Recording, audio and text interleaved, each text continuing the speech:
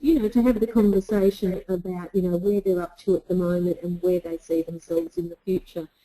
It's also been a great opportunity, particularly with the second round of sessions, that we also had the opportunity to do some problem solving, I suppose, through sharing and networking and just the, you know, general support of those that took part in those sessions. So again, I'll encourage you to be involved in this way in whatever way you can. This session, as I said, was based on a 4-hour face-to-face session. It's also compatible with the publication that some of you probably have received by now from the project, and that's we'll talk a little bit more about it down the track, but Creating Our Future is a publication that has now been sent to all services in Australia. Ricky did explain yesterday that if your service doesn't receive one, you can contact the project staff and one will be put in the mail to you. Okay, so I will probably just launch into it at this time. And Ricky's going to support me and assist me with moving through the slides as well. So the next slide, just again some background information, I suppose, about the support project and who we are to some degree and what we do. We are funded by the Department of Education, and this project is being managed by New South Wales Family Daycare in partnership with Queensland Family Daycare Association. The project has included to date, and will include some of these elements in the future, has been research, surveys, sector consultation, peak body collaboration, publications, information, sessions, a website, resources, service support, webinars, newsletters and tools. So, you know, I must admit as part of the team, when I look at that list of things that we've put in place in about 5 months, 5.5 months, you know, I think our small team has done quite well. And what has also assisted us, and we must give thanks to the, you know, to the representatives in the sector who took the time to answer surveys, you know, have phone conversations, be part of consultation, you know, provide information to us, and sometimes at short notice too, to help us, yes, put these sessions together, put the publications together, you know, and really try and tap into, again, where the sector is, I suppose, to some degree, right across Australia, and how, you know, representatives are feeling about the changes that are to take place come July 2015. This project will cease at the end of June next year. It was a 12-month contract that we've taken on, and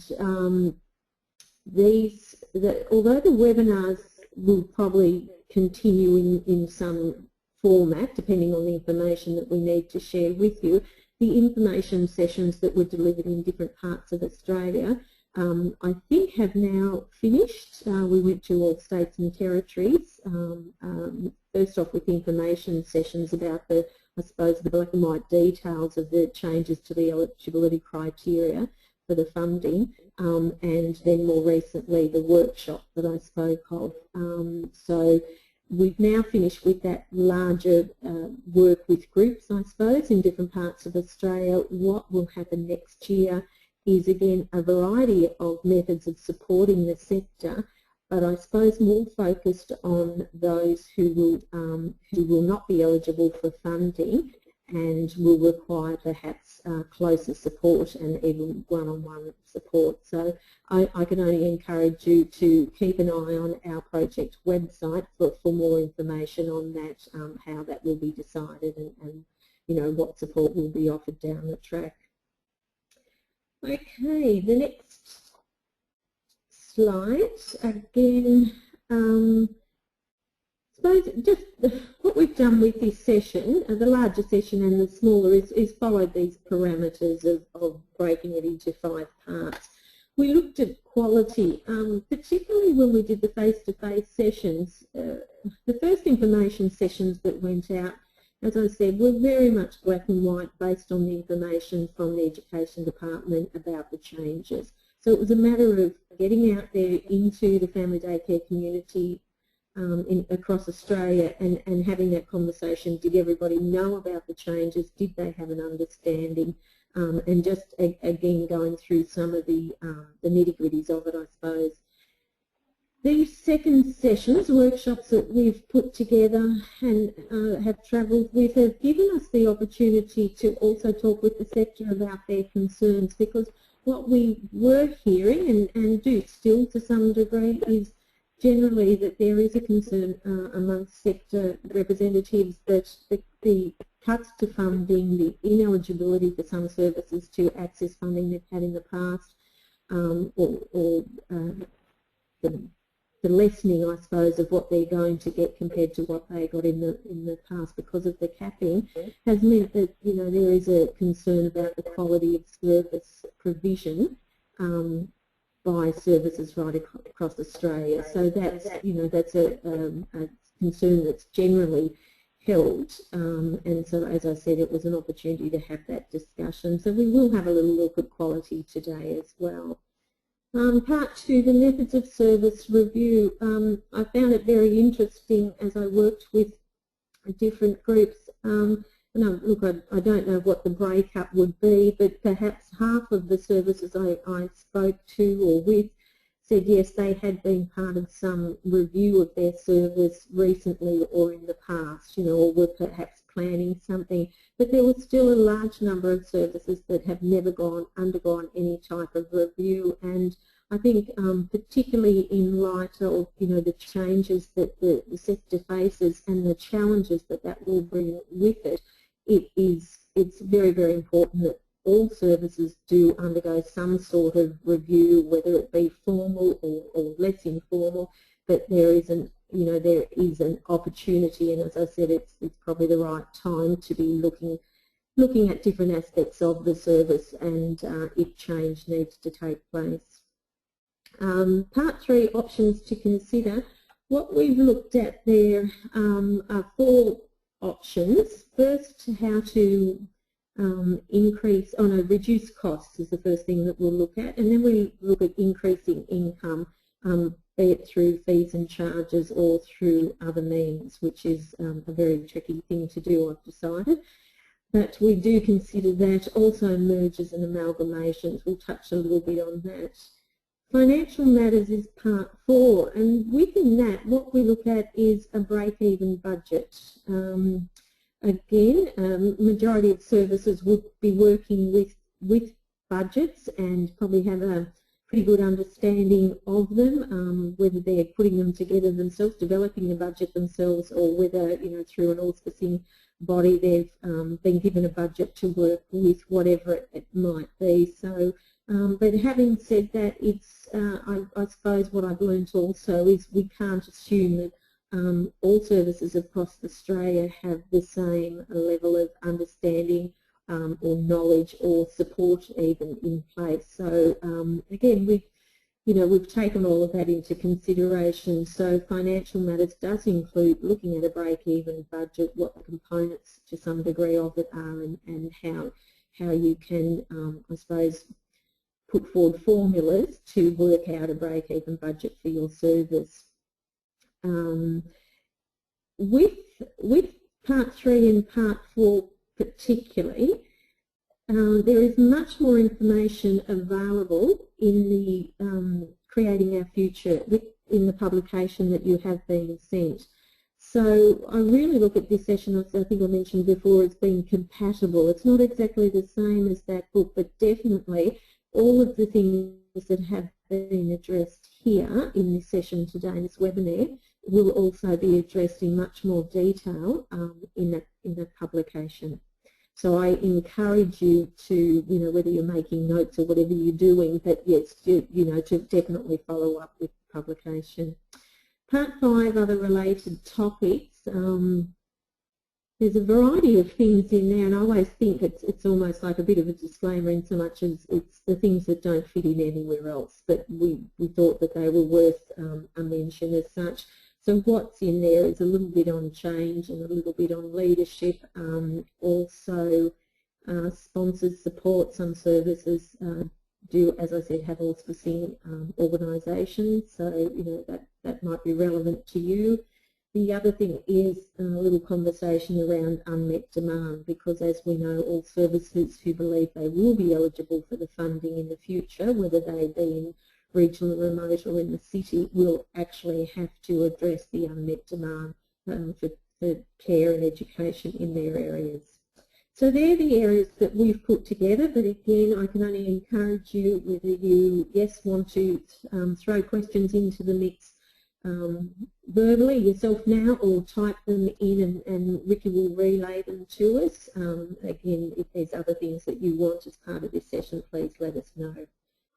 Otherwise, we will keep going to the next slide, and what it shows is the front cover of the publication, as I said, that you have been sent, Family Day Care Creating Our Future, a guide for considering your business model.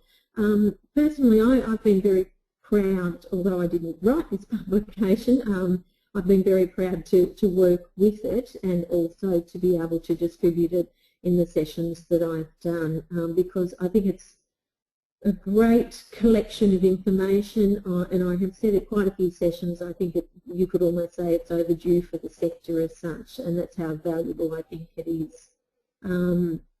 Within it is a lot of different information, and like I said, I will be referring it to it today as I move through.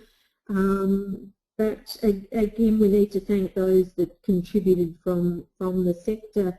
What you will find in it, if you haven't yet had a chance to look through it, or you might have been aware of it, but what there is in it is 8 services that were prepared to share specific information with us about their service provision. So what they've shared is, for example, the size of their service, how many educators, how many staff, how many families, what their EFT is, what their levies are, how much there is applied to those levies if they do have them in place, staffing hours, just a whole range of information that we were able to then collate and put forward to you for benchmarking. And as a review, we'll talk about benchmarking in the future. So, to me that's invaluable information, because some of you as service providers and staff may have networking opportunities. You may be able to talk to other family daycare services and have some knowledge of, how their service operates in that way, and what their information would be in light of those components of service provision. But there are a lot of services also who are isolated, who won't necessarily have those opportunities for those discussions. So we've very much, been, as I said, very happy to collate that information and put it together for you to share it. The other part of it, along with a lot of other things, is 10 services who were prepared to share information that we could put forward as case studies.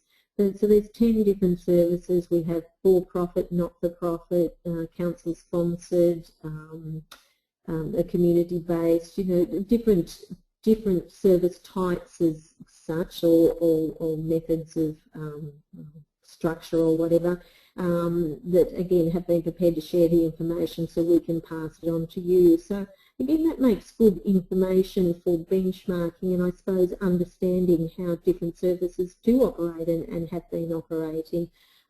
Also within both of those sections, the service providers have sometimes shared about how they think they'll be moving forward in the future, changes that they may be making as well. So again, good reading. This publication is also available as a PDF on our website, so if you wanted to encourage any others, just say stakeholders of your service, you could definitely direct them that way to have a look at it. I must admit, as I've travelled around and handed it out, I've really encouraged service providers and staff to, to share it with the team and to really encourage people to get pens and highlighters out and look through and highlight information that is worthy of discussion. There's lots of ideas when you're looking for encouragement, I suppose, or stimulation for conversation or change. I think you will find quite a bit in it. So I can only encourage you again to share it with others. It's not, to me, it's not the publication that goes on the bottom of the pile on your desk, even in busy times. You know, keep popping it to the top and sharing it with others. So the next slide just relates to the community support project, and again, going over some of the basics. From April 2014, New Family Daycare Services commenced assessment under the revised eligibility criteria, and as you are all aware, all existing family daycare services will be assessed under the revised guidelines from July 2015. Services who believe they are eligible to receive the CSP funding can apply in April 2015. To my knowledge, applications won't be received, or the department is not expecting to receive any prior to that, or probably won't be acting on them if they do. So April 2015. Eligible services will be offered a 12-month contract, and being aware though that if something did change within that 12 months, as in the changes within meeting that eligibility criteria as such, that could affect that contract within that period of time. An annual cap of $250,000 will be placed on CSP operational support payments for all family daycare services. The next slide again alludes to the eligibility criteria, which I'm hoping everybody's very, very aware of and clear of. A service must be either a regional or remote area, which is an SA2, or within a city location that's highly socio-economically disadvantaged, so that's an SA3. The services must be the sole provider of family daycare in the area, and that is, you know, whether they be SA2s or SA3s. The services must show evidence that there's an unmet demand for education and care. So in other words, any services that believe that they will be eligible for funding in the future must put together with their application information on that unmet demand. Services can conduct a self-assessment by accessing current lists from the Education Department website. Again, important that you, I suppose, keep an eye on those lists, because there will be changes over time. The department, I believe, put the first lot of lists out in, I think, June of this year, June-July of this year, and then they were updated probably about 3 months later, and probably are just about due to be updated again. So it doesn't mean that things are going to change with the eligibility criteria. That won't happen as such, but what will happen is movement or change within the sector itself. So in other words, there may be services that open in certain areas, there may be services that close or you know, amalgamate with others, or whatever it might be. So just keeping that in mind, that those lists will change at different times too. Okay, the next slide, very much a disclaimer. All information provided in this session is generic. Service providers must ensure they abide by laws, regulations, policies, employment agreements, organisational contracts, etc. when making any changes to their service structure or provision. And again, as you would be aware, you know, if some changes are minor and are done in-house as such, and you know, there's no ramifications from that, other changes of a more major nature may mean that you have to contact the department or your state body as such to let them know of the changes you're going to make. So being aware of you know, how you're regulated in that way, and also the time frames that you need to give for any changes to your service. All right, I think now, again, you know, if anybody has questions, I'm happy to take them now, or again, if there's information that you kind of want included in this session, you could suggest that now. There haven't been any questions through the question box. Just a reminder to everyone, it's just on the right-hand side. I've muted some people who are, there's a lot of background noise, so if you're unable to talk, either send a question through and I'll unmute you, or yeah, that's probably the reason why you're unable to talk. yes, as I said before, some of those microphones can be very sensitive and picking up background noises that you're not necessarily aware of yourself. Well, in that case, what we'll do is keep moving forward. Again, I'm watching the clock and understanding people are busy and have only allocated X amount of time to this. So again, question of quality. The next slide has, I suppose, just a prompt for us. As the family daycare sector plan for and adjust to changes to their financial situation, it is important that we have a discussion about quality. And again, you know, recognising that there seems to be a shared concern at different levels, though, I must have written it about different things, with the family daycare sector, that these funding cuts, whether they be to individual services or just, again, generally, you know, things are changing in family daycare, and that could also have an effect on the quality of service provision. And again, we're totally understanding that, and that's been a worthwhile discussion to have. But I think something that's been highlighted to me again with my discussions with different sector representatives is that, you know, we all consider quality differently. You know, there's commonalities there and there's also differences there, or I suppose it's almost the grading of quality or how much focus we put on certain parts of service provision, you know, and or the importance we place on different parts of our service provision, and again, you know, how that relates to quality. I think the next slide shows a quote there that is quite good. Quality in a service or product is not what you put into it, it's what the client or customer gets out of it.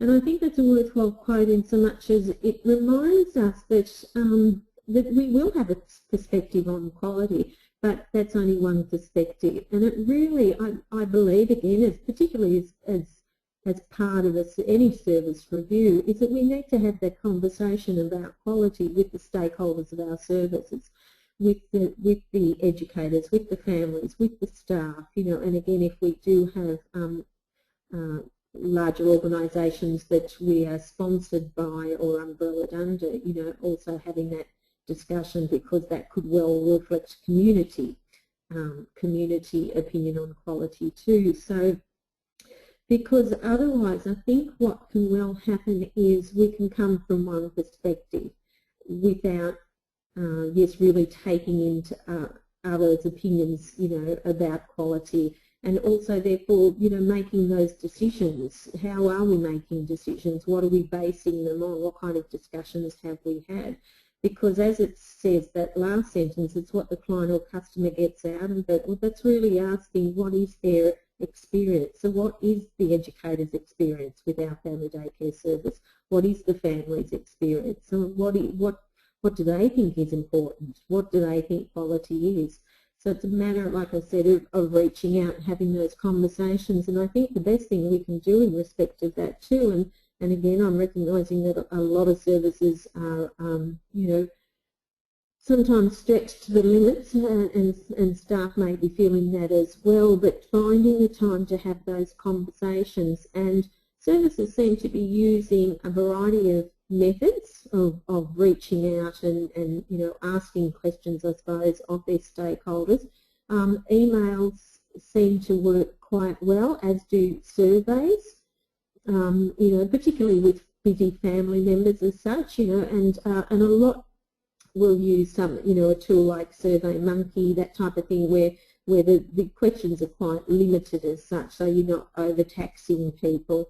I think we need to keep in mind those surveys serve a purpose in so much as they're often closed questions that we're just looking for a yes or no answer. And sometimes, which is great and can work, but sometimes we actually might need more information to work with. So I still encourage services to make you know, very, very, I suppose, direct contact, particularly with families. Educators, you know, we see more of them, we talk to them more frequently, so I suppose there's more opportunity there to ask them about, you know, their experience and their take on quality. But families, often when the enrolment's done, we don't necessarily, as a coordination unit, have a lot more interaction with them.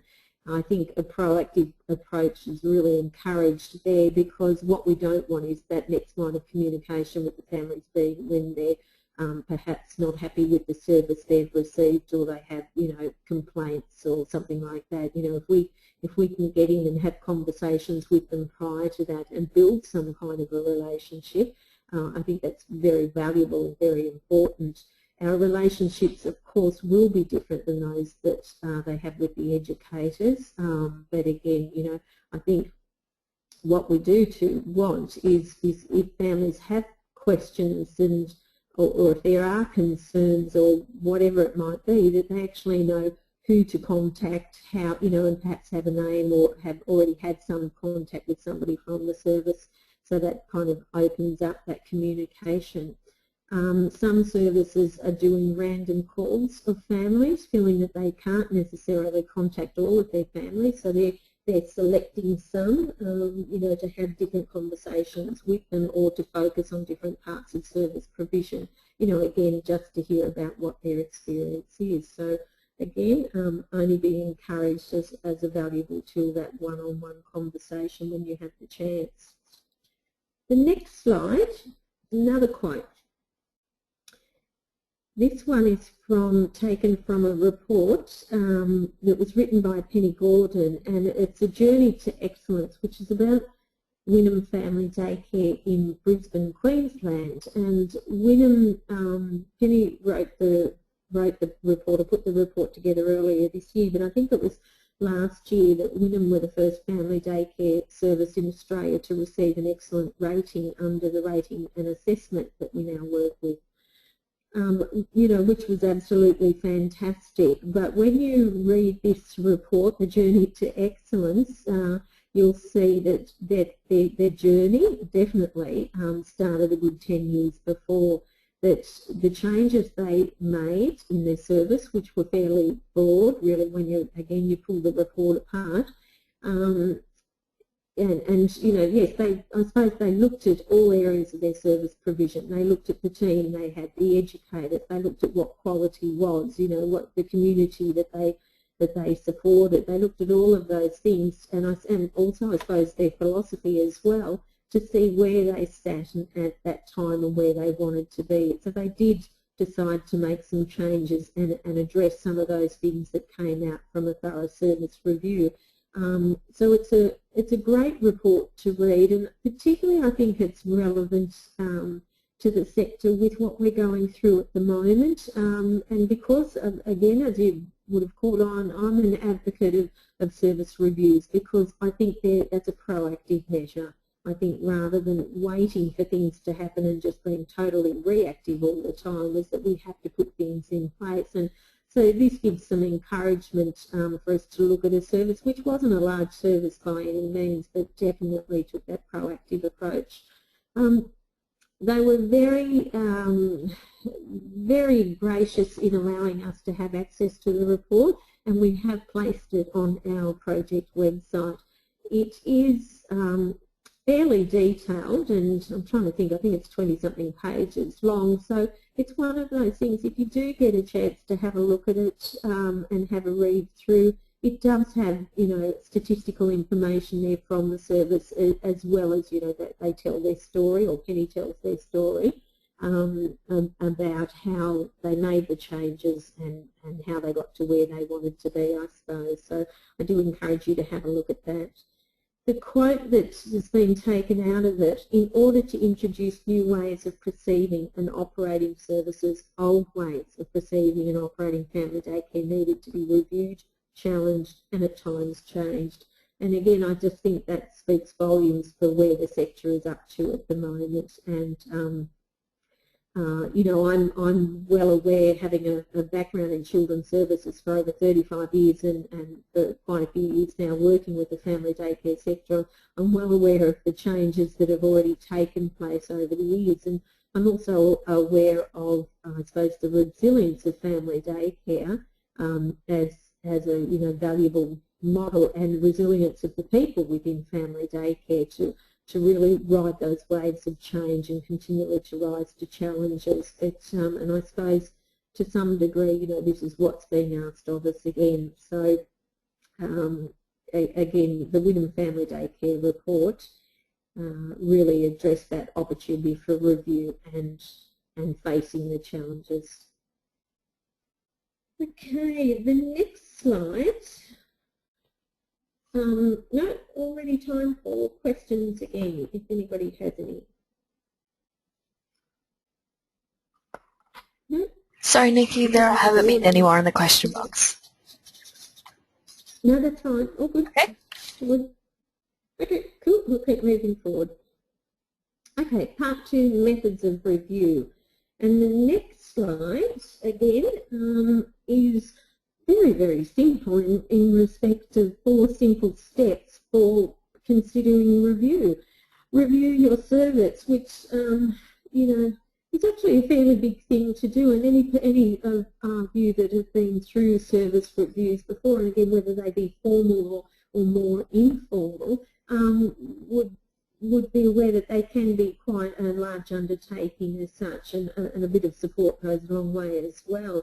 I think with reviewing your service, what is often a good thing to do is to look at service provision as such, so break it down into manageable amounts rather than just holistically, which you know just could be too large an undertaking. So it might be that, yes, you're looking definitely at the budget, but also what's influencing the budget. So it might be that, as you know, siloing different components of service provision, you look at the support to educators. You know, how many educators do you have, how many staff, how many visits do educators have, you know, how long do those visits take. I know within the Productivity Commission and the reports that have followed it and information that's followed, yeah, they've been talking about you know, possible ratios of coordinators to educators. Well, you know, it's a worthwhile thing for you now to be considering how many that you already have in place. What is your current ratio of educators and coordinators? Can you maintain that? Is that something that needs to change? And therefore, within that change, you know, is there streamlining of systems or processes, and you know, can things be in place that actually make a difference to the budget as such? So that might be one of the areas that you may be considering. Professional development could be another area that you look at. Again, it influences the budget. So yeah, so what kind of development is being offered? You know, how frequent is it? Is it being outsourced? Is it in-house? And basically, how much does it cost? Keeping in mind that when we're putting professional development together, it you know, it's not only the face-to-face that takes place; it's everything that goes into developing those training sessions as well. So how often, how frequent, and basically how much does it take? Policy document review and development, it's another area that you might look at if you're doing a review of your service provision. That's part of what has to be. So how often are policies being reviewed? You know, with the old regulations, you know, that we had a time frame as such that we had to review all policies within. Well, the regulations now, I suppose, are broader in that sense, and some services are now doing it more on need basis, recognising that they just don't have the time and the opportunity to do them more frequently as such. Some still put them on a schedule, but maybe stretch that schedule a bit longer than it has been in the past as well. So there's different ways of doing it, I suppose, but just being aware when you're reviewing your service, that might be something that you do look at. Administration could be reviewed as again part of the service, but a separate component. You know, what administration is taking place, how much time, you know, what is the cost involved there, and how much of that cost is then passed on to the educators or the families.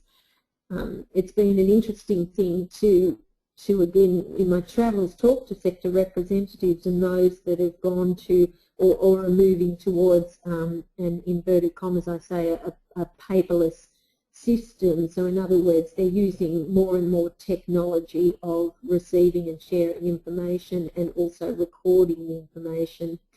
and filing that information. So, you know, that a lot of services are finding it far more efficient, and also it does, of course, I mean, the obvious costs are, you know, the less paper and ink that's being used, but it's also storage of records and a variety of things. So their efficiencies in that way, they're finding, actually have meant, you know, cuts to their, not cuts to their budget, savings within their budget. So again, you know, that might be something that as part of a review you do look at. Family placements, that's another process that can be quite complex as such, you know, so the enrolment of families, of new families, the re-registration of existing families and the placement of children. Yes, again, can be quite a process, and something that you may want to consider with the team, and particularly those involved in that, to see if there's opportunities for streamlining it.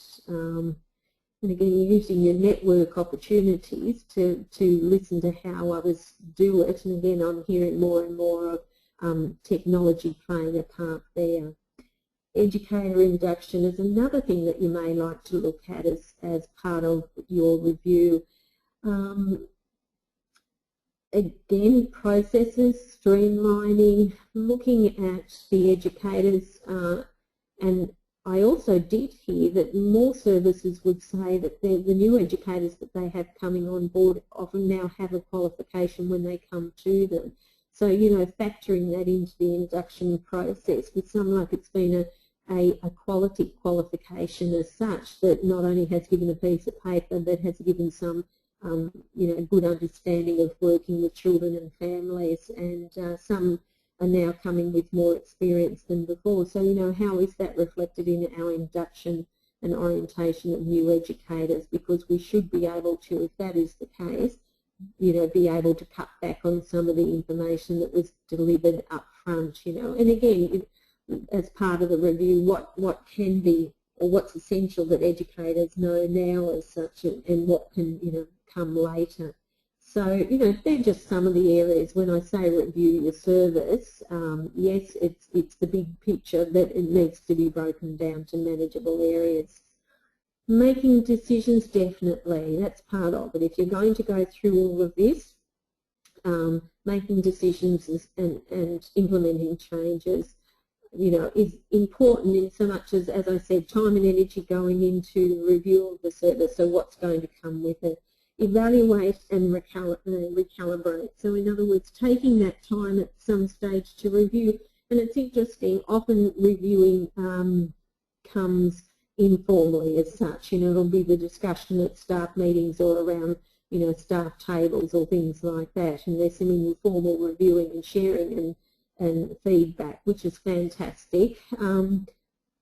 When I look at that review process and the simple steps, I'm also reminded of your QIP, which has to be addressed at least once a year minimum. And I know a lot of services actually try and work with the QIP, the Quality Improvement Plan, more closely than that. So I'm just thinking, you know, if you're going through a review process, please keep that QIP in mind as well, and make sure that your review is reflected there, because it's like, you know, don't reinvent the wheel as such, because that's what that QIP is really about. It's service review. So whatever way you decide to address your service review, make sure there's some matching up with the QIP down the track as well. I think that's a valuable part of the process. All right, the next slide just says a service review guide. Well, it does assist services to make decisions. You know, as this next point says, provides validations for decisions. Validation for decisions. We are accountable. That is so true. When we're making decisions, whether it be increasing fees to families or to educators, or if we're making reductions in our service provision in any way, there needs to be some reasoning for that. So, you know, what review processes have gone, have these decisions gone through or been part of as such? You know, why have we made these decisions? And again, we are accountable, and we need to be able to provide that information, where the decisions have come from. it does encourage stakeholders to be involved, particularly if you kind of consider some of the ways I've just broken the service review down, whether it be family placements, educator induction, administration. You can see there's an opportunity for stakeholders to be involved. So again, all stakeholders it may not be realistic for them to be involved in all of the review of the service, but definitely bring them in and get them involved in different components that particularly relate to them. It is proactive, as I said, I always find being reactive can be pretty tiring actually, and you definitely have to be on the ball for that one. But proactively, when you can, put a plan in place for reviewing the service, and it's not necessarily going to be a quick or easy thing, but definitely looking at it as an important way of addressing what's to come. And to me, also, I will throw in there whether you believe you will be eligible for funding in the future or whether you won't be. I think it's important to be reviewing the service, because I can just see that family daycare is changing once again, and I think that's a way of keeping abreast of the changes and just being prepared, because I suppose again being realistic about it, even services that feel they will be eligible for the funding could lose it at any time as well. So there is that level of uncertainty, so it's a matter of just looking at that and being prepared. It does promote short and long-term goal setting, because I think as soon as you go through a review process and you're having discussions with your stakeholders and getting feedback from them, I can just see that your lists can start pretty quickly, whether they be the things that you can address now or the things that might have to be addressed and changes made in the long term. So again, I look at that and it just reminds me of the QIP, which is what it's really all about too. So this service review is really nothing out of the ordinary as such. It's just probably maybe going to be more specific than it has been in the past. The next slide has a bit of a table on it. It's a historical picture of the service. Now, this one has been taken from an idea from Wynnum Family Daycare, and again you can find this in their report on page 6. And there's a very interesting to look at, because of course it has the statistical information in it that they've shared with us. So what they did is gave a historical picture, and I think it's over 10 years of their service, of the changes as such that the service underwent. I think a lot of times we do have this information, whether you're a newer service or a long existing service, often we have this information, but it's separate as such, so one year is separate to another. So I think as part of a review, this is probably not a bad strategy as such to collate that information, because what it will show is trends in what has taken place as such.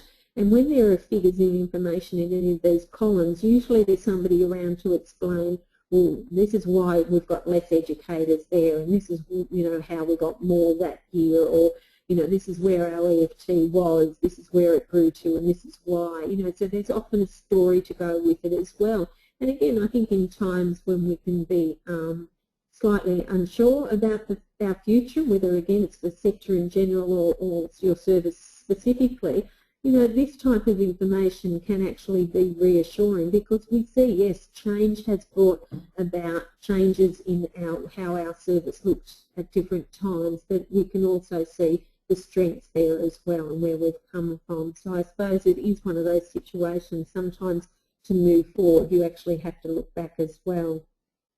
When you're putting something like this together, you need a minimum of 3 years information, being that gives you a point of difference. So 2 years probably, it's a good idea to start gathering it, but if you've got 3 or more, that just, like I said, just gives you a better picture, and it's good information also to be sharing with your stakeholders if you're explaining where you think the service could be in the future. So again, I can only encourage you to have a look at page 6 of the Wynnum report and see how they've done their review. The next slide talks about benchmarking. The purpose of benchmarking is to improve performance or services by identifying where changes can be made in either what's done or how things are done. Benchmarking is a tool we can use to continually learn and improve. Again, if you feel that in some ways you're isolated from other information about other services, we have provided in the publication you've been sent, Creating Our Future, as I said, 8 different services prepared to give specific information regarding their service that we can then benchmark for you, and it's actually very clear to read and gather information, and it gives you an idea of ranges as well.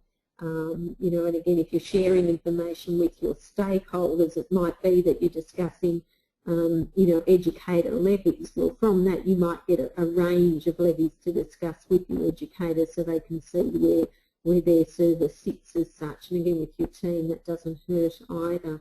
And also the 10 case studies that are included in the publication give you that opportunity for some benchmarking as well. And you can do it, as I said, if you're part of a networking group, or could see how you could start a networking group or become part of one. I can again only encourage you, because I suppose sometimes it gives us a better understanding of what's happening in the sector, and also maybe some confidence to move forward with the decisions we have to make. Okay, the next slide. This is a diagram of the SWOT analysis. And some of you may have been involved in SWOT analysis before. I have found I've used them many times over the years for different reasons, but particularly when I've been in management positions of different services and decisions have to be made, or we're looking at setting goals within the team, or we're looking for direction, I suppose.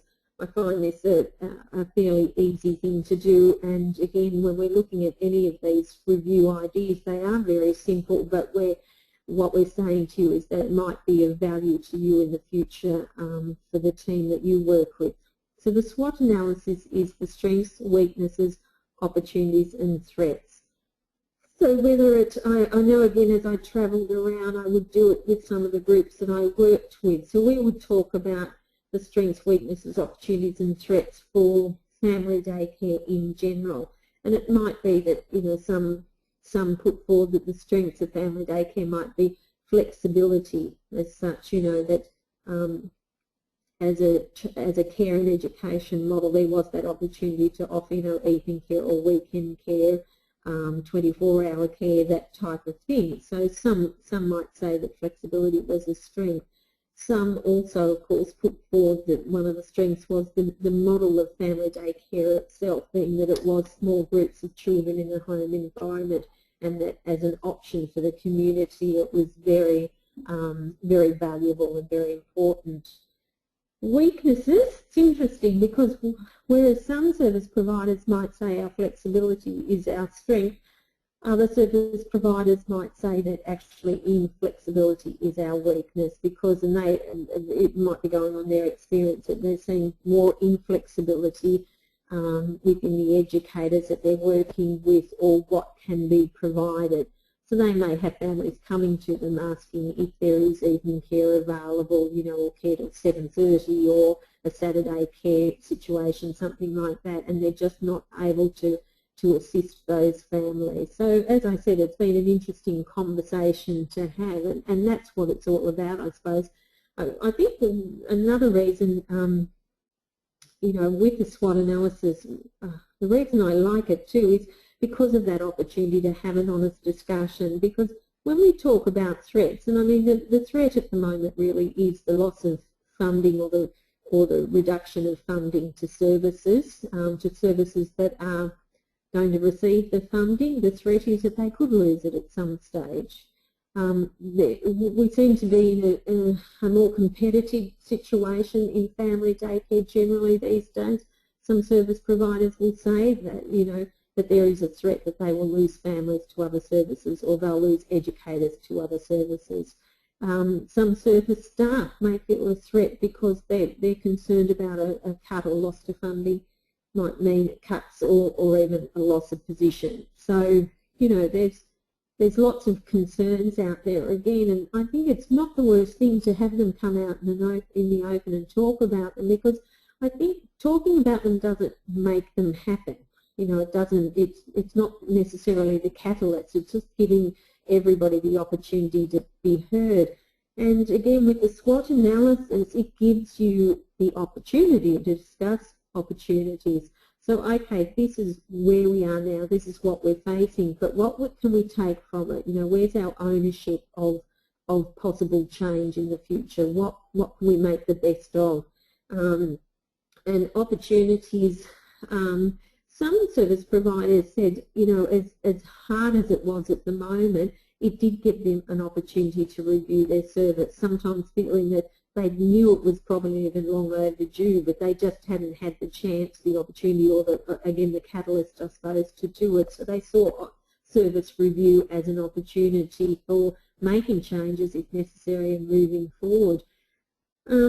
Opportunities, and I definitely like to throw this one into the conversation when I was travelling around, but, you know, having a look again at the information from the Productivity Commission report and also the information that's come from the government since then about nannies. You know, is there an opportunity for family daycare if families using nannies are going to be subsidised as such, and nannies need to be regulated? Is there an opportunity for family daycare to take that on as such and make the best of that? I found that people were in two minds about it generally. Some saw it, yes, as an opportunity, but I think we all kind of agreed too that we wanted more information about how it was going to be put in place, and also recognising that family daycare has come so far in the way of quality within the service and within the sector. Nobody wanted to compromise on that quality. So I suppose the jury's still out slightly on the nannies as everybody waits for a little bit more information. The other thing with this type of analysis, and again I think it's good for discussion, because often within these areas things can jump from one to the other, and as I would explain to groups, if we don't put nannies, for example, under opportunities, then it could move to threats if somebody else within other sectors takes that on and we miss that opportunity. So maybe there's a lost opportunity there, and maybe it even could be a disadvantage to us in the future. So as I said, a SWOT analysis is a very worthwhile way of reviewing the service, different parts of the service or the service holistically, and just having that discussion. Now I haven't got a diagram, so I'll just speak while this one's here. I know a lot of times when I was talking to service providers as well, I even suggested a really basic thing to do was to get a blank piece of paper, draw a line down the middle, put essential on one side and additional on the other. And with your team, have the discussion about the service that you provide, what happens within your family daycare service, what things are essential, what are you not prepared to compromise on, what other things are additional as such. Because really when we're pushed, and whether it be, you know, because changes in regulations, changes in funding, whatever it can be, it's often those additional that we need to look at, and can we continue with them? Can we continue to maintain them? Can we, can we continue to sustain them, I suppose, in a financial sense? So are some of those things that need to go. And again, a worthwhile conversation with the team, because you will have different perspectives. For example, when we did that exercise as I travelled around New South Wales, Victoria and Tasmania, play session or play group would often come up, and it usually came up on one side as being essential, but within the discussion other service providers might actually want it placed on the additional. So in other words, some services were prepared to let go of their play session or play group for a variety of reasons, but usually coming back to finances as such and financing that. Other services were saying, though, that it was an essential part of how they supported educators and children in the service. It was, again, a very worthwhile discussion to have, in so much as what came out of it was that what we saw as the commonalities with play session. So what were the important components, or what was the essence of play session that we wanted to retain that was essential? And often that was the, as I said, the support of the educators, it's meeting with the children, it was the staff having that opportunity to work with the educators and children in that in different environment. It was opportunity for children to be part of a different group, opportunities for educators to be networking and not be isolated. So they are all the things that when we talked about it and broke it down that service providers didn't want to let go of. So some saw that they could still afford to finance that, or would find a way to finance that in its traditional sense of, for example, educators coming to the coordination unit or wherever the play session was held. Other service providers were saying they could were no longer able to afford that. But because they wanted those, as I said, those important elements of play session, they were doing things like having play sessions in the park once a month or once a fortnight, or a coordinator would go and meet with a few educators in one educator's home and run a more informal play session in that way. Sometimes service educators were accessing community play groups, and a coordinator might catch up with them there. So there was a variety of things. So in other words, when we talk quality, there were ways of maintaining, again, essential parts of what's important about play session and what is involved in play session, but doing it in different ways as such. So, you know, again, worthwhile discussion, and it came about from that very simple method, as I said, drawing a line down a piece of paper and let's talk about what is essential and what's additional. And you'll see things sometimes, again, when you're talking with your team, move from one side of the paper to the other or be broken down. Another thing that was actually very interesting in some of those activities was things, for example, when the service provided resources for the educators. Some services may be providing car seats or mattresses or play equipment, that type of thing, particularly to new educators. And they would often say that they did it without a fee. So it became additional. And so then the discussion was around, well, if they placed a fee on it, could they continue with this, to offer that service to their educators and families? Or whether it was time to let it go, you know, altogether. And again, recognising that it's not just the equipment and that itself, it's, you know, the maintenance of, and it's the recording of things coming and going, all those other things that happen behind the scenes. It's all have a dollar cost to them as soon as you have staff involved. So again, a very simple way of reviewing, which I can encourage you to do with the team at your service. The next slide refers to marketing. And as you can see what's happened there, it's really siloed into two areas as such, that looking at marketing or obtaining, maintaining and retaining educators, and also the same with families. Okay, so in other words, how do we bring new families on board? How do we bring new educators on board? You know, what kind of things have we got in place so those families and those educators get to know us and then want to be part of that service that we offer, want to be part of our family daycare service as opposed to anybody else's. So that obtaining, maintaining and retaining is very important. Again, through discussion with different sector providers, the majority of times, and you may agree with it, the majority of times it was said that word of mouth was the strongest form of marketing. Different service providers, you know, use a different array of methods of just say advertising in the paper or in school newsletters, you know, putting things up in maternal, child and health clinics, you know, a whole range of ways of putting information out there but when it really came down to it, word of mouth or the profile of family daycare or particular educators in the community. And as I would think you would also agree, you know, a lot of the times educators bring new families on, or educators bring new educators on. Often that is the way it happens, or there'll be a good percentage of that happening in any one of our services. So although those two, as I said, are siloed down, if you look across to how do educators obtain families, how do educators maintain families as well? When we talk about maintain, we're really talking about that maintenance.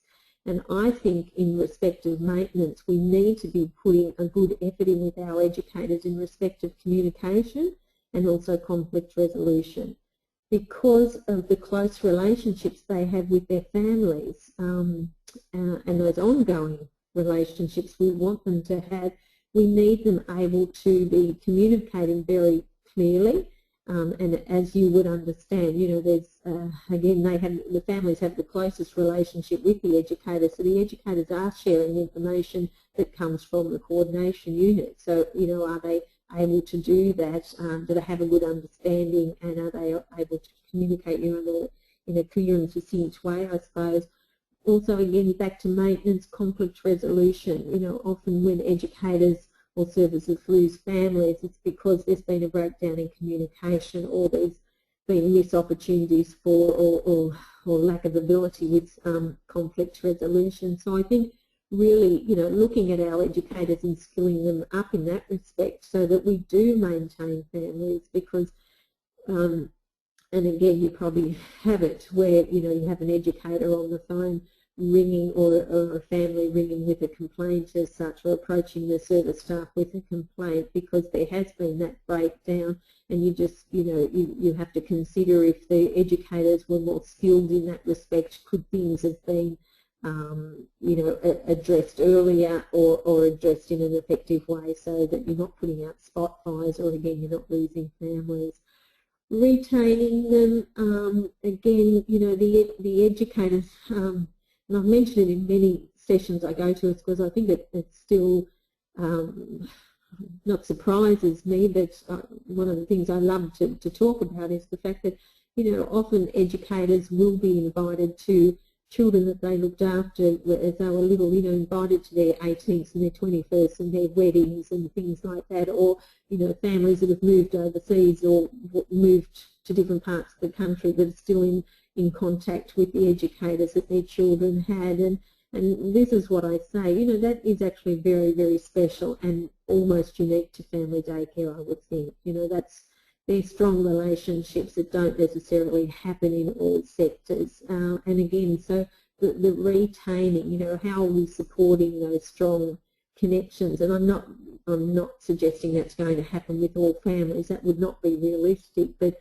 you know, that those good relationships and the respectful and honest relationships go on for the amount of time that they, you know, really need to. So again, you know, and how we, I suppose, too, building our relationships with the educators. And I must admit, as I travelled, I heard more and more of staff talking about the educators as part of their team.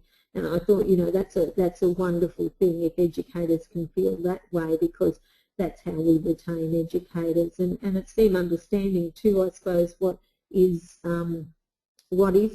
about their service that they connect with, and what their service offers them, I suppose. You know, do they understand that, and are there ways to really let them know why your service is, you know, special and unique, as, you know, and different to other services. So making sure that we're sharing that information in a variety of ways.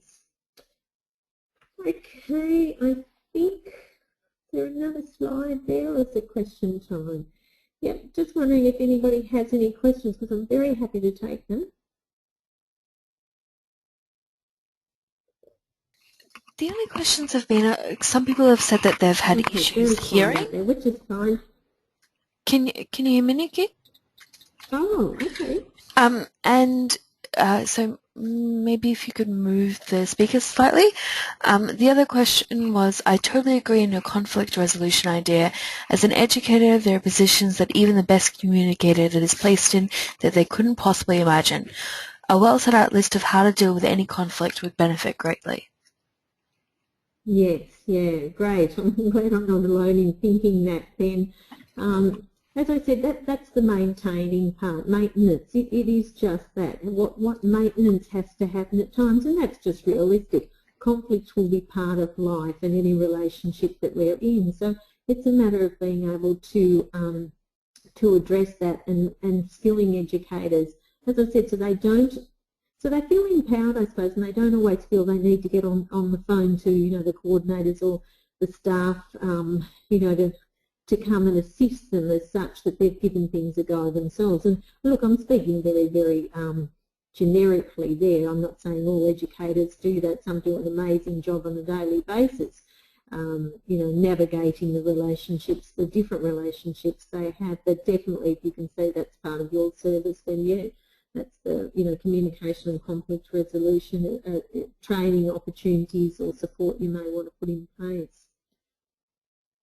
Okay, so we will move right along. Again, just looking at the time and options to consider. So the next two parts, options to consider and also the financial matters. As I said, there's a lot more information in the books that you've been posted, Creating Our Future. So I'm going to pretty much skim the surface of this information because I'm going to be encouraging you to go and have a look at those books more closely and, as I said, share the information with the staff and definitely start the discussion with your stakeholders. So again, I'll just put some of this forward and we'll see how we go with that. Customers do not care how much it costs the business, they care about how much it costs them. Oh, I think that's very true actually, and as a consumer as such, I think most of us would agree with that as well. And that's not to say, if we look at that in respect of family daycare, that it means that families as the customers don't care about family daycare business, because I think they do. I think they very much care about the relationships that their children have with the educators and what happens within that care and education environment in the home as such. If you ask though most families, I think, about the business of the coordination unit, I would think a lot of them wouldn't know a great deal about it, and probably their knowledge and understanding of the service that is provided by the coordination unit would be very limited. I think, again, educators have these strong relationships and communication with the families.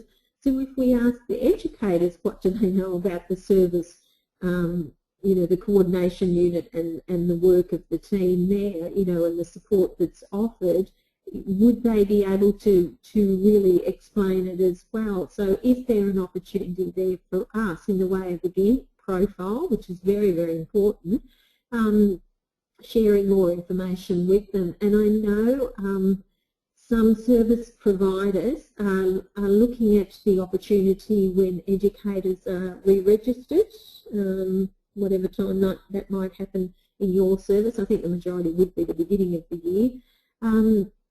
When educators are re-registered, also giving them information, whether it be like a list or something similar of the support that they're offered. And again, in light of the fact that you may have an educator levy, you may be increasing the educator levy, or you may be implementing an educator levy, do educators really know what they get for that money? And do they really understand the support that is offered? I think a lot of times educators, when asked about those levies, will say, well, we get our timesheets done, or they'll relate it directly to that level of administration. So do they really understand all the other support that happens? And even when we talk about fees soon, I will mention that some services are placing a fee on the safety audit that's done, whether it be initially for new educators or the 12-monthly one that's done as part of the regulations. So if you're not imposing that fee, do educators still recognise that that does actually come as a cost to the service, and through doing it, because it is regulated, it allows them to, you know, to keep their business open as such. So really making a list of what is provided in the service, because all of those things actually have a dollar component to them. They all have a cost to the service. So that's why sometimes fees need to be introduced or raised as such. Yeah, so again, I think parents do very much care as the customers about the business of family daycare and what they directly know about it, but perhaps it's time to share a little more about what else happens. And also within that, again, what you're doing is sharing information about your service, what makes your service special as such, what makes it stand out, again being that we are in a competitive market, and service providers will say they have concerns about educators moving to other services, and that, well, you know, spell it out, I suppose, what is offered to them. Okay, so the next slide just has, again, alludes to those 4 areas or options as such that we'll address. So I'll go straight on to the next slide, Vicky, thanks. Reducing costs. Review service efficiencies, particularly in relation to staff hours and tasks, and where can dollars be saved. Again, looking at all areas of service provision, there is a cost to it. You know, quality as such does come at a cost, but our perception of quality or our take on quality may vary. Are you carrying out activities or offering services that could be considered non-essential in tough times? And again, that goes back to that simple review process of starting with a blank page and 2 columns. Are you working harder or smarter? Well, probably at this time of year you feel you're working very, very hard and ready for a bit of a break, which is totally understandable. And I have said to other groups, and I will say now, that as I've travelled around and had numerous conversations with many sector providers, staff, managers, whoever, there's a lot of intelligent people in family daycare, which is absolutely fantastic, and probably one of the reasons that it has only grown in strength and definitely in quality over the years. So, you know, I'm always very impressed by that. When we're talking about reducing costs, I've just got a few notes here, so I'll refer to them, some of the, I suppose, the ideas as such. You know, break down the coordinator's role into allocations of time.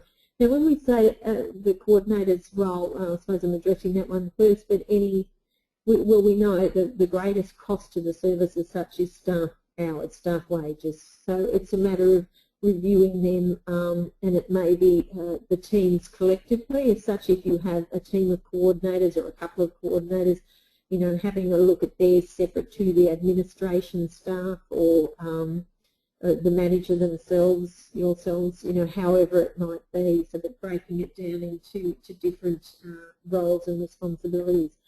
Back to coordinators though, you know, having a look at what an average visit is. So, you know, is an average visit, just say it might be that the coordinator spends an hour with the educator and the children, you know, on a face-to-face visit, but then, you know, you factor in travel time, and if you factor in administration time and also perhaps follow-up, what might seem like an hour visit is actually 2.5, maybe even 3 hours on average. So, you know, really putting that information together and nutting out what it is. So therefore, when you look at staff hours and allocation of educators within that, you know, what ratio have you already got in place? Does that need to change? Can it be maintained? Is there some equality there, or does change need to come about to bring equality into the situation?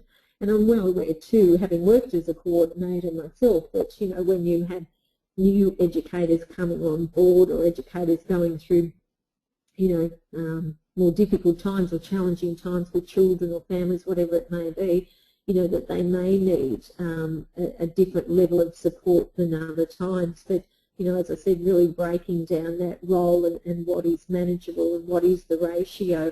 And some services that have done that and are able to talk about ratios now have also been able to, through review processes, see how perhaps that ratio could be maintained or changed if it needed to, even stretched out a bit further because they've made efficiencies in other areas. And speaking of which, some services that are now using iPads, the coordinators are using iPads for their visits, are saying that that has been, you know, a wonderful thing for moving forward because it does streamline the processes of putting information together, sharing information with families, again sharing it back with the educators, also you know, putting that information on record as it's meant to be on some recording system. So yeah, so they've really moved forward from that. I've only heard so far in my discussions of one service that introduced the iPads, and it didn't go so well as such, but every other service that is working with that type of system with their staff are saying that how effective it has been and how the staff have taken to it, but also the educators.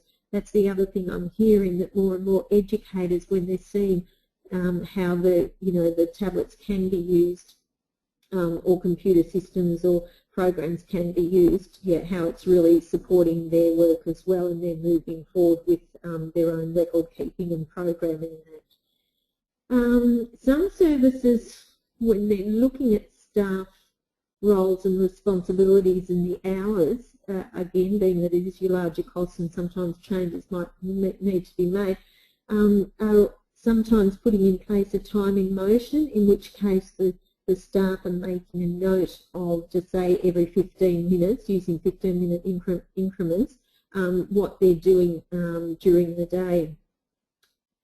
I would think if you're going to go through that process, you'd probably be at least putting 2 weeks' worth of information together as a minimum, only that gives you a very, very good picture. And anybody who's been through a time in motion activity strategy, and it's definitely part of a review of the service, will know that it's actually can be a bit boring as such to do and repetitive. But if staff know that it's only for a short period of time, it is to gather actual information to work with as such, that, as I said, gives a picture of how their day, their week looks, and what's included in that, what is expected of them, is it realistic, could more be done, are there gaps in the day or the week where there might be other opportunities to take on different roles, whatever it might be. But at least, again, when you're making decisions and perhaps making changes, you have got some basis for them, some basis to work from. Some services are looking at the frequencies of visits to educators, and of course, again, we often have informal processes involved there, whereas new educators will get more frequent visits than others for a period of time, or those that need more support at different times receive it. But some services are looking, I suppose, like at a more formalised scale of support, I would call it, where they're saying, okay, look, the majority of our educators get visited once every 3 weeks, but in light of, yes, we're going to have funding cuts and changes to our budget, can we maintain that? And, okay, the educators do need support, but can those visits be stretched out to 4 weeks or 5 weeks for the educators that, you know, go along well, you know, CSER training, come to play session, get involved in other ways, and also not that a phone call or email or anything replaces a visit. I'm not suggesting that at all, and I, again, through my work as a coordinator, the majority of care happens at home, so the majority of visits should happen at home as well, I believe.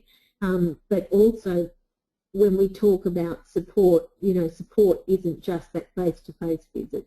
It's also the opportunity to catch up on an excursion or make the phone call or, you know, have the emails or whatever. So again, if there's some way of recording that information, we'll actually see that, particularly with some educators more than others, there's actually quite a bit of communication over the period of time. So again, with a scale of support, might be new educators, might need weekly visits, you know, more experienced educators that we've had for a period of time who work very cooperatively with the service might be able to be stretched out further. We might have a second layer there somewhere of 2 or 3 weeks, something like that, and that might be educators again going through tough times, or those educators that push the boundaries of compliance, that, you know, we feel we need to do some closer supervision of at times, you know, maybe they're on that second level. So again, sometimes we haven't done it informally, but is there an opportunity to have a more formal scale of support, again, to support our decision making as well. Another point, you know, a lot of services are saying they're having more educators coming to them with experience and qualification than they've had in the past. But I'm just thinking, in light of that, and in a large part of the country, you know, the ratios are now have changed to 1 to 4. They have been different, but are now, you know, we're all working with the 1 to 4. You know, but have services made changes again to the support of educators in light of that? We're hoping that they're coming with a quality qualification, or they're gaining one in the time with us. And I think, and again, travelling, I've heard a variety of different stories in relation to that. But, you know, I think that should in some way be reflected in how we are supporting the educators, and I suppose what our expectations are of them, and what onus that we are putting on them in the way of gathering information from other means as well. Just looking at my notes, other things here. The orientation process, again, I did mention it before, but looking at how much time is allocated over how many weeks. You know, this is the orientation of new educators. Again, what is the onus on the service staff, and what is the onus on the new educator coming on board? A lot of services have had things in place, I suppose, but it has been part of their review, and for a variety of reasons, particularly if they're looking at how much time staff are taking working with new educators. Again, understanding that, you know, there's a dollar cost to all of that. What resources are available. Sometimes there's packages, there's some really good packages of information out there for orientation. So if you have something, that's wonderful, but if you don't, you might try and source something, or see if you can network with others that have it. Again, thinking that we don't need to reinvent the wheel sometimes. Some of those packages are cleverly done too, so that if you do have an educator coming on with training or experience, then you can just pick out the bits that and individualise their orientation. Training and PD, that's another area that there's a possibility for reduction in costs. Some services are actually do a lot of in-house but don't charge the educators, but is there an opportunity for placing a fee on it? Again, whether your service is developing their own or outsourcing it, there is a cost to it. Opportunities for networking as far as training and PD goes as well, so that if you're putting something together, perhaps, you know, can you invite another service, therefore they might be able to reciprocate down the track. Services that were maybe putting together a calendar of training that might have something on every month, are now looking at, is that feasible? Can they continue to do that? And how well is that being, you know, what's the participation rate with that as well? Can, you know, is it sustainable as such? And again, within contracts, some service providers are putting forward their expectations to educators, and it might be that educators attend training that is either provided by the service or that they can outsource themselves or source within other areas. And again, sharing of training packages. If you've had staff within your service put something together, is there an opportunity to use networks to share it? You know, it might be that you've put something together on nutrition and somebody else has something, some other service has something on programming. You know, can you do a swap? So that therefore, again, and I know as somebody who develops training packages, often I've delivered them once only, yet it might have been quite a bit of time and therefore money spent on putting something together that is never reused. So is there an opportunity for sharing and therefore, you know, reducing costs down the track? Some services employ the educators rather than following the self-employment or contract model. And as participants, some of you may be aware of that or actually involved in that type of a system as such.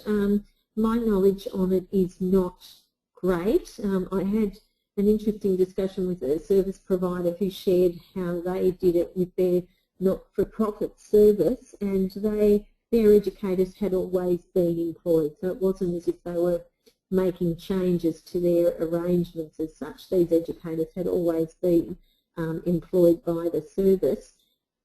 But they were paid, they were employed under an enterprise agreement. There was, this is, as I said, using an example of the service provider, there was a $10 administration fee per family, but there was no educator levy.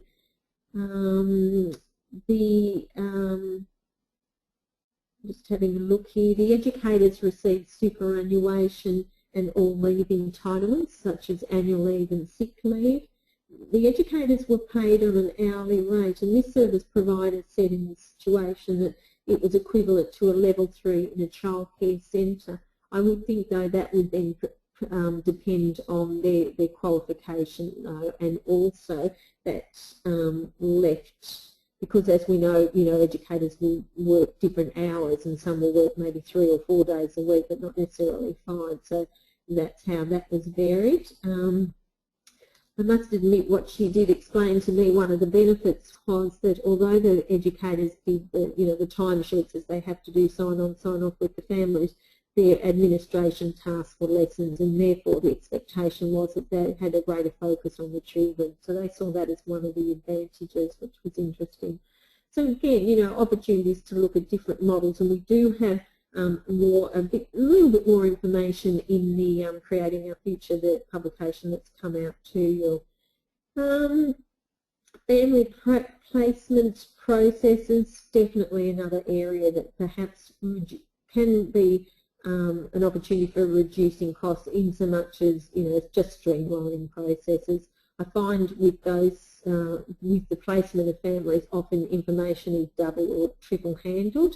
So is there an opportunity for streamlining that in some way, and also how much information is available to families, just say on your website or email to them, so that if they are coming for an interview or you're meeting them for an interview in their home or at the educator's home, that that they have information filled out, that you can just move on from there. So often there are only small things, and we recognise that small things don't necessarily make up for what your loss could be if you are losing CSP funding or having it cut to any degree.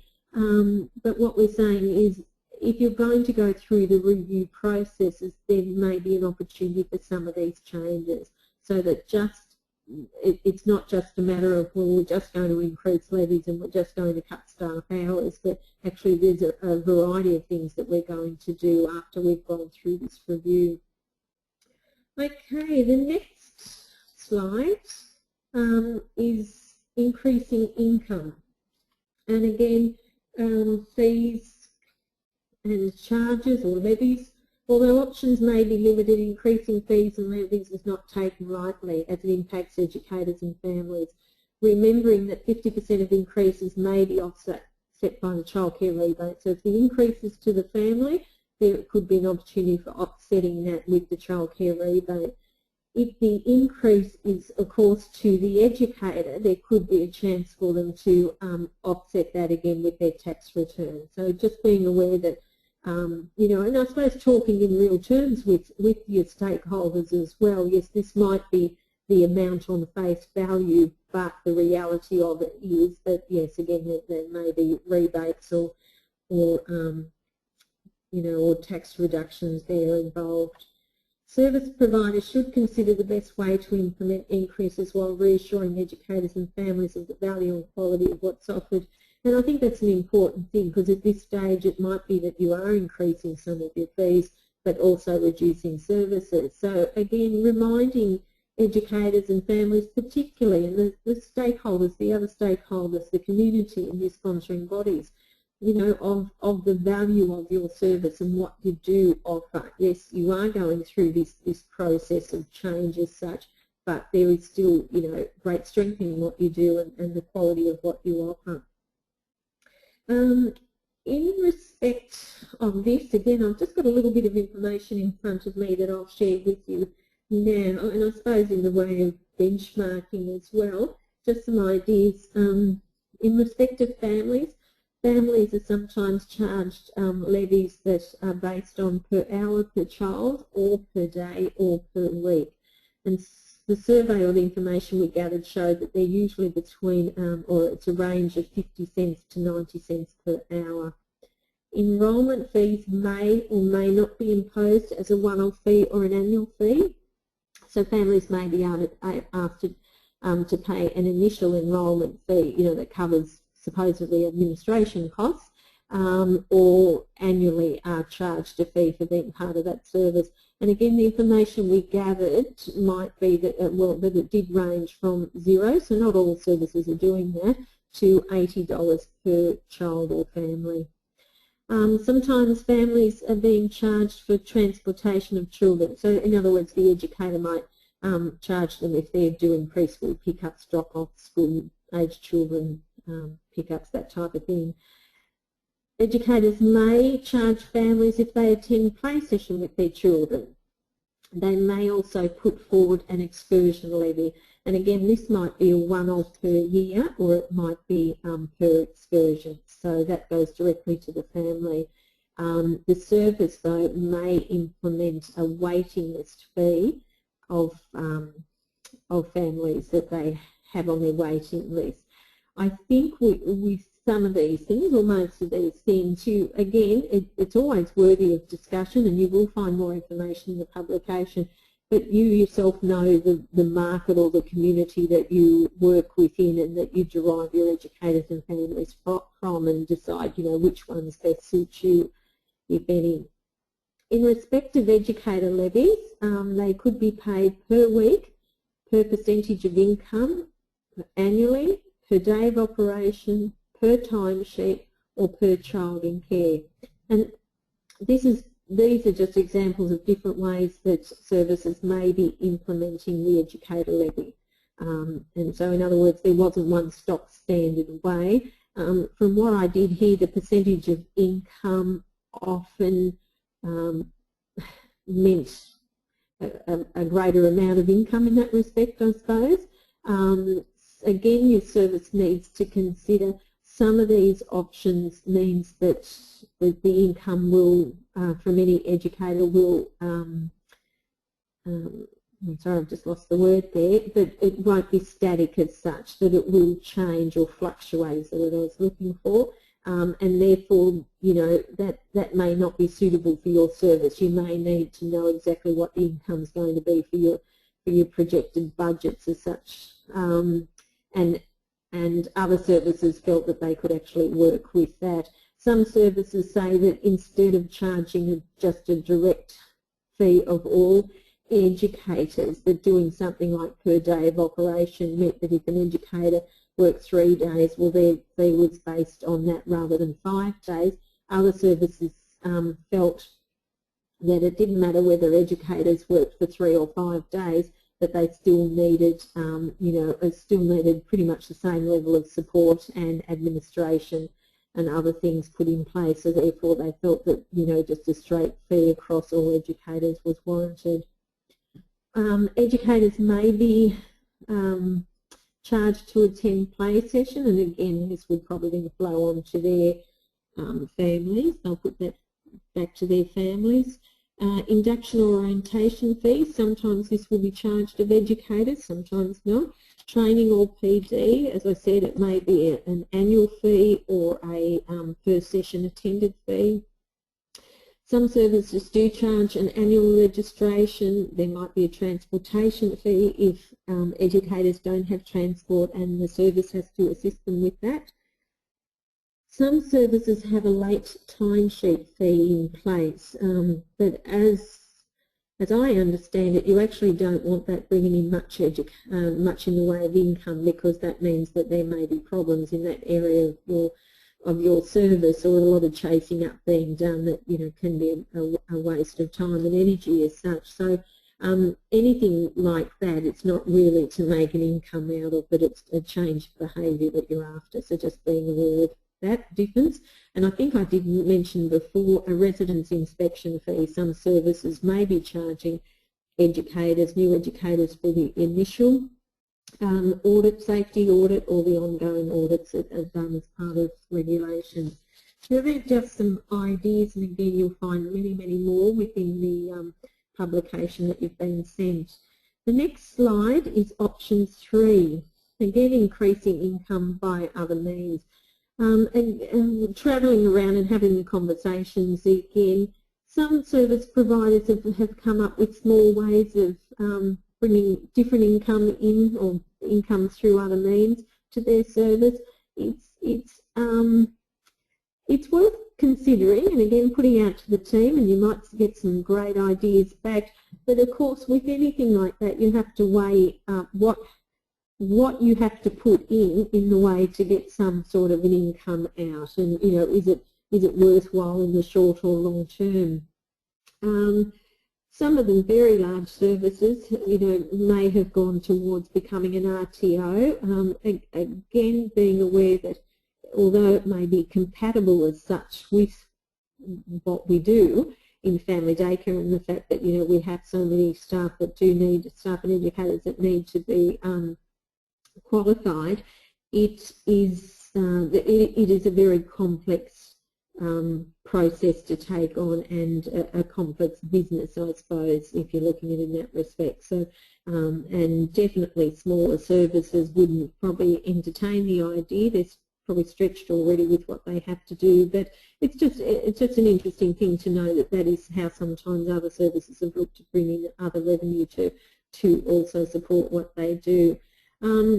Some services who have play session areas or playgroup areas are seeing that they're often underutilised. Maybe they're only used in the morning, a few mornings a week, if that. So they're looking at what other groups that they can invite in. And keeping in mind too, sometimes with this, yes, you might be able to charge something for other, just say, community play groups or special play groups, whatever it might be, to use your service and use your facilities. There might be a small fee that comes in, but the benefits actually might be long-term, because they're coming to see what you have to offer, getting to know you, because what we actually want down the track, of course, is for these families to become our family daycare families, or even our family daycare educators. So although the income on face value may not be great, the benefits long-term could be. So sometimes that is worth considering. I'm just looking at the list here of other ideas. Oh, another area too, some services you know, have scaled back over the years. They might have underutilised office space as well. So they're looking at are there opportunities to get other allied or other support agencies or professionals into those areas, so that, yes, again, there's rent coming in that respect, but also, again, if it was allied to the service we already offered, that can be of great benefit as well, such as a speech pathologist or an OT, somebody like that. Some services are looking at grants that are available in their community, and it may not be, again, it's not so much as way of direct income, but if you have things that you want to put in place, projects or certain things that you want to address, that might be a way to bring in some funding to support them. Yeah, so a few ideas there, but again, you know, networking opportunities there and working with your team might bring about some new ideas. Option 4 was merge and amalgamate. And that's the next slide. So a little bit of information. A merger is the fusion of two or more services, and it's a process in which the identity of one or more entities is lost. An amalgamation is blending together two or more services in a fashion that both lose their identities and a new separate entity is born. It's not something you probably hear or see a lot of, but having said that, this has been happening over the years, you know, for different reasons as such, the amalgamation or the merging of services. That first point, it says the potential to grow is the prime motive. That is true, and sometimes it's the opportunity to remain viable or to keep a service going, as we would well know. So yes, there is some movement as such within the sector with different services looking at this, and it may be family daycare services amalgamating or merging, or whether family daycare is merging with another service type or agency as such. So I think the thing with it is, it's something services may consider. It would be, not that it can't happen, but there would be quite a bit involved. It can be quite complex as such. So if you are considering it, and again, we've got a little bit of information in our Creating Our Future, but also I think this would be good if you did contact the peak body in your state or territory and asked if they can put you in touch with services that have gone down this line and have been through the processes as such. So if it was something you were considering, that you are able to talk to somebody who's been through it to, talk about the advantages and disadvantages and, the what you need to know if you're thinking about it. All right, so I think we've got a little break now, Ricky. Okay, sounds good. Maybe we could reconvene in about 5 minutes? Well, we probably don't have much time because I think we're nearly finished. Oh, okay. Yeah, we are. Now, I didn't know if it was question time or not, but I'll just put it in there. Are there any questions at this stage, or because we are getting closer to the time? No, there are no further questions unless someone wants to type any in and we can answer them now. Maybe I can let you know closer to the end. At the end if there have been any more. Okay. All right. Yep, that's fine. Thank you. Okay, so the next slide, financial matters. So we move on to the break-even budget. And as I did say, I was just really going to skim the top of this just to show you what is in the guide that we've sent out to you. It does refer to a break-even budget. A break-even is the point where a business makes no profit and no loss. It can be used to determine what volume of sales or service you need to get over before making a profit. Services, I'm sure, approach budgets in different ways, and as I said, I'm aware that sometimes managers or service providers, those of you working in the coordination units have, you have different influence or different relationships with the budgets depending on your situation as such. But a budget is essential for all services, and again, if we're going to be making decisions about our future and making changes, well, this will be one part of the review that's essential for the service.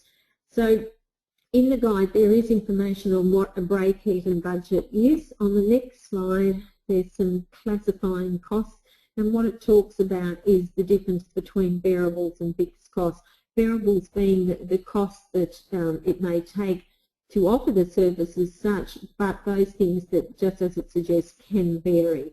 Okay, so it may be some service providers will put staff wages in there, but it might be okay, there's a certain amount of staff that are needed to run the service, but we do have additional staff, or we have casuals or relief workers, whatever it might be. So the variables might go in there, the fixed costs though being those resources, as it says, that are needed to support a certain level of activity. So in other words, the things that have to be included in service provision and can't be overlooked, and therefore, their costs are fixed. We don't have too much movement with those.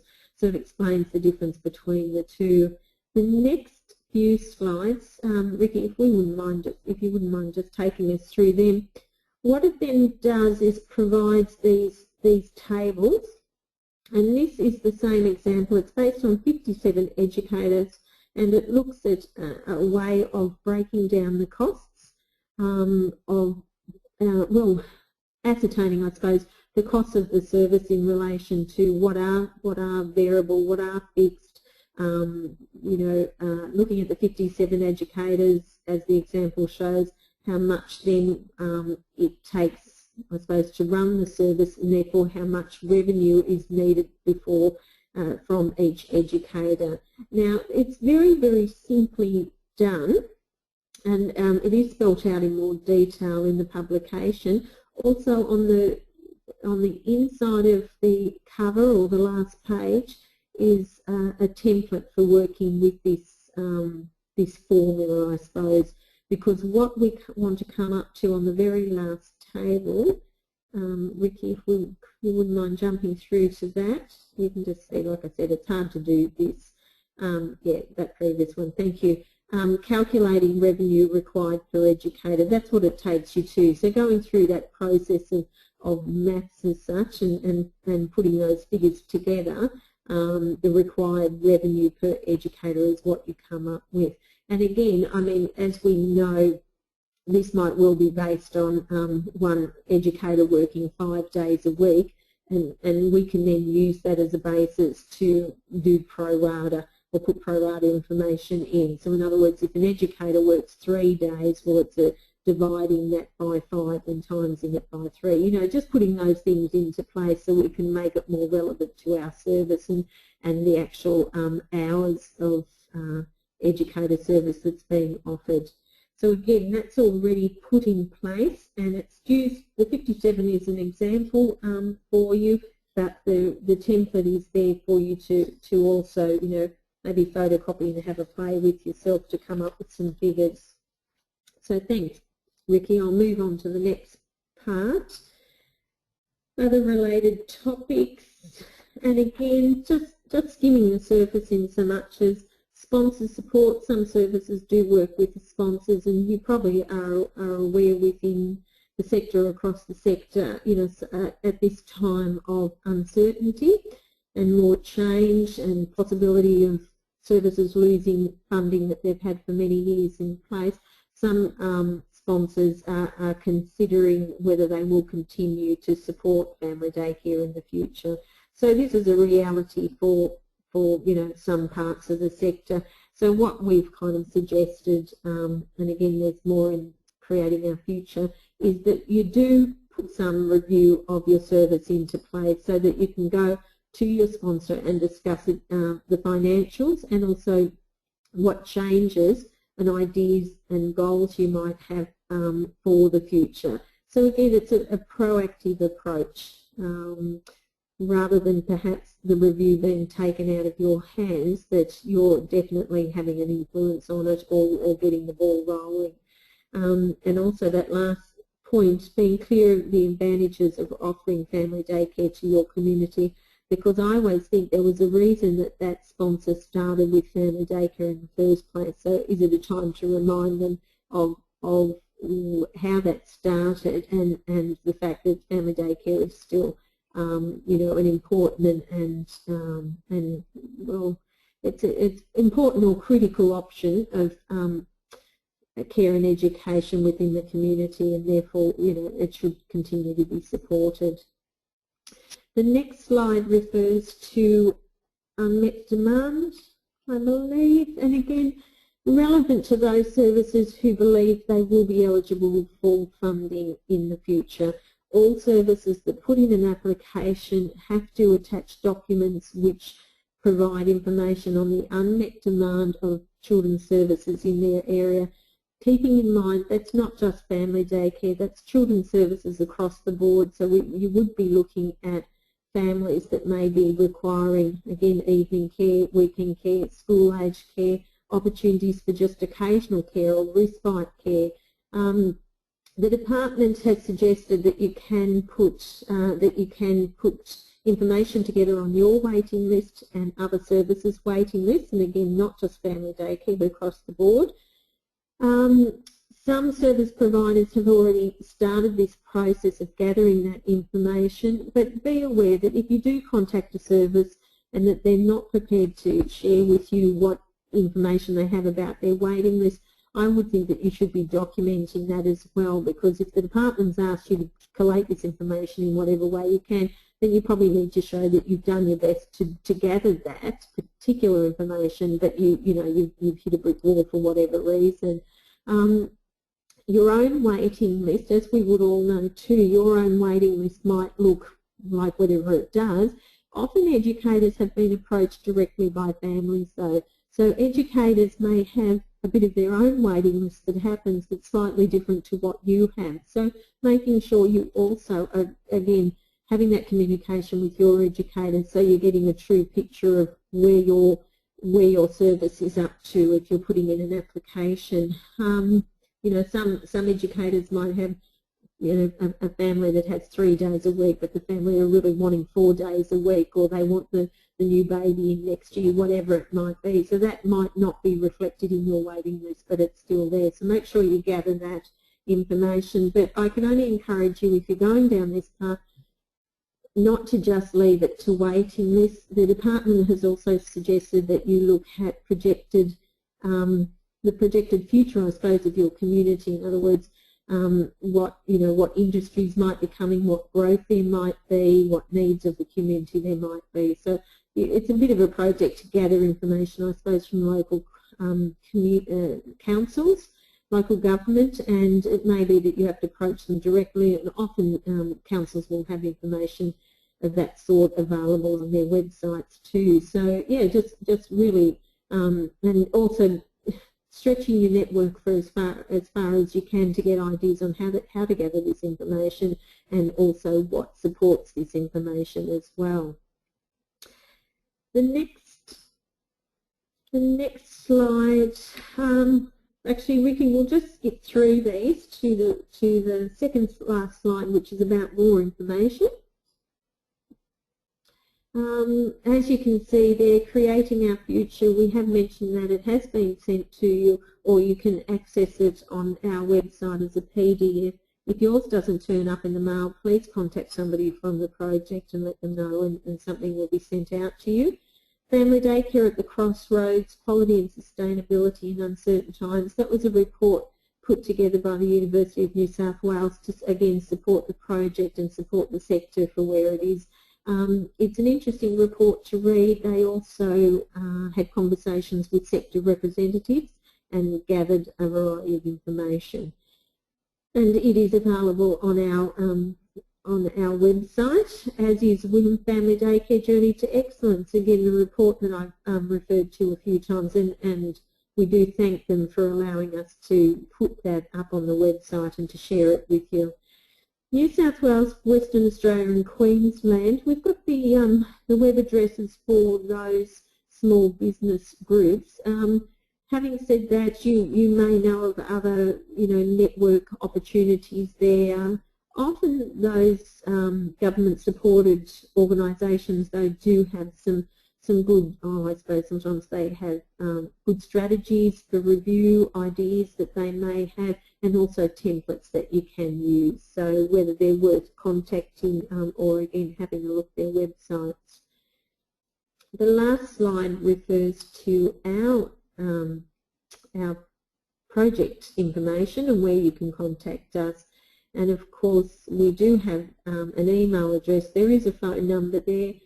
If the phone's not manned at that time, you can leave a number or ask to speak to somebody else, and somebody will get back to you when they possibly can. And of course, the website, as I said, keep an eye on that, because we will be putting other things into place to support the family daycare sector through the 6 months of next year as we kind of lead up till the end of June. So that's probably enough for me. I'm feeling like I've talked quite a bit.